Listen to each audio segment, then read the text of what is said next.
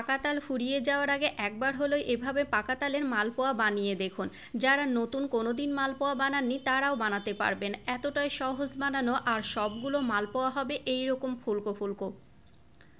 আমার এই recipe follow করে একবার হলো বাড়িতে বানিয়ে খেয়ে দেখবেন, খেতে কিন্তু ভীষণ সুস্বাদু হয়েছিল, বানানোও খুব তাড়াতাড়ি হয়ে যায়। মালপোয়া বানানোর জন্য এখানে আমি নিয়ে নিব মেজারমেন্ট কাপে 2 কাপ ময়দা। আমি আমার পরিমাণ মতো নিয়েছি, আপনারা আপনাদের পরিমাণ মতো নিতে পারেন, বাড়িয়ে কমিয়ে নিতে পারেন। আমি 2 কাপ মতো ময়দা নিয়ে নিয়েছি। এবার ময়দার মধ্যে দিয়ে দেব হাফ কাপ সুজি। সুজির পরিমাণটা ময়দা থেকে অনেকটাই কম হবে, এখানে যেহেতু 2 কাপ ময়দা দিয়েছি সেই কারণে সুজির পরিমাণটা রেখেছি হাফ কাপ। হাফ কাপের একটু বেশি, তবে 1 কাপ দেওয়া যাবে না, সুজির পরিমাণ একটু কমই থাকবে। এবার চিনি দিয়ে দেব, 1.5 কাপ মতো চিনি দিয়েছিলাম। আপনারা আপনাদের মিষ্টিটা পছন্দ মতো দেবেন, তবে 1.5 কাপ চিনিতেই কিন্তু যথেষ্ট চিনি হয়েছিল, এখানে 1.5 কাপের থেকে একটু কম আছে। আর দিয়ে দেব হাফ টেবিল চামচ লবণ, কারণ যে কোনো মিষ্টি জিনিসে একটু লবণ দিলে কিন্তু টেস্টটা খুব ভালো আসে। এবার তালের মাড় দিয়ে দেব 1.5 কাপ মতো। আমি প্রায় এখানে 1.5 কাপ মতো মানে 1.25 কাপ মতো তালের মাড়টা দিয়েছিলাম। এবার সমস্ত কিছুকে খুব ভালো মতো মিশিয়ে নিতে হবে। ফার্স্টেই কিন্তু দুধটা দিয়ে দেবেন না, আজকে আমি যে ব্যাটারটা বানাবো সেটা কিন্তু পুরোটাই দুধ দিয়ে বানাবো। আপনারা চাইলে জল দিয়েও বানাতে পারেন, তবে দুধ দিয়ে বানালে কিন্তু টেস্টটা বেশি ভালো এসেছিল। প্রথমে আমি কিন্তু তালের মাড় দিয়ে ময়দাটাকে খুব ভালো মতো মেখে নেব। প্রথমে দুধটা দিয়ে দেবেন না।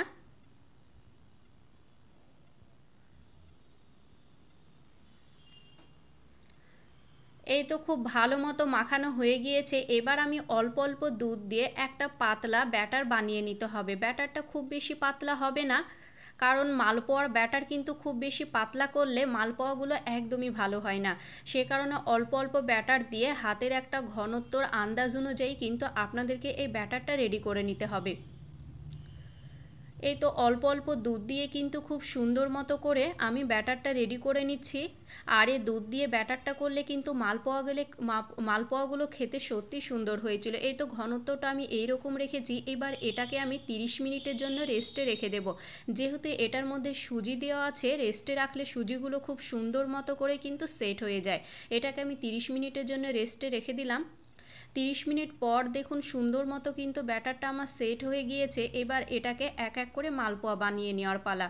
দেখুন খুব সুন্দর মতো করে কিন্তু সেট হয়ে গেছে। আমি কিন্তু আর একটু দুধ অ্যাড করে দিয়েছিলাম, মানে হাফ কাপেরও কম দুধ অ্যাড করে দিয়েছিলাম। আর এইদিকে আমি একটা কড়াইয়ে বসিয়ে দিয়েছি সাদা তেল। তেলটাকে কিন্তু খুব ভালো মতো গরম করে নিতে হবে। তেল যদি খুব ভালো মতো গরম না হয় তাহলে কিন্তু মালপোয়াগুলো একদমই ফুলকো হয় না। তেলটাকে খুব ভালো মতো গরম করে নিয়ে গ্যাসের আঁচটা মিডিয়াম ফ্লেমে রেখে এই তো অল্প অল্প দিয়ে অল্প অল্প কিন্তু তেলের ছিটা এইরকম মালপোয়ার উপর দেবেন, তাহলে কিন্তু প্রতিটা মালপোয়া খুব সুন্দর মতো করে ফুলে ওঠে। আমার তো প্রতিটা মালপোয়া খুব ভালো মতো ফুলে উঠেছিল। কয়েকটা আপনাদেরকে বানিয়ে দেখাচ্ছি, সবটা বানিয়ে দেখানো তো যাবে না, তাহলে ভিডিওটা কিন্তু অনেকটাই বড় হয়ে যায়। সেই কারণে আমি 2 থেকে 3টে মতো মালপোয়া আপনাদেরকে বানিয়ে দেখাবো। এবার কিছুই না, গ্যাসের আঁচটা মিডিয়াম ফ্লেমে রেখে এই তো উল্টিয়ে পাল্টিয়ে খুব সুন্দর মতো করে কিন্তু ভেজে নিতে হবে। গ্যাসের আঁচটা হাই ফ্লেম করে ভাজবেন না, হাই ফ্লেম করে ভাজলে ওপর থেকে কালার চলে আসবে আর ভেতরটা কিন্তু একটা গ্যাদগেদে কাঁচা থেকে যাবে, খেতে একদমই ভালো লাগবে না। আর তালের এই মালপোয়া কিন্তু ভাজতে একটু সময় লাগে, একটু সময় নিয়ে ভাজতে হয়, যেহেতু তালের মাড় থাকে ভেতরে।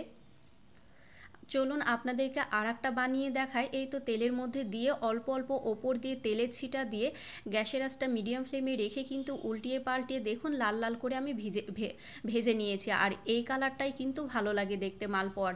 বেশি পোড়া পোড়া কালার করলে কিন্তু দেখতে ভালো লাগে না, আর খেতেও তেতো লাগে। এক এক করে সমস্ত মালপোয়াগুলো বানিয়ে নিয়েছি। চলুন আপনাদেরকে একটা ছিঁড়ে দেখাই কেমন হয়েছে। যেহেতু প্রচণ্ড গরম ছিল সেই কারণে ধরতেই পারছিলাম না। আর কার কার এই রকম মালপোয়া, তালের মালপোয়া খেতে ভালো লাগে অবশ্যই কমেন্ট করে জানাবেন। ভালো লাগলে লাইক শেয়ার করতে একদমই ভুলবেন না।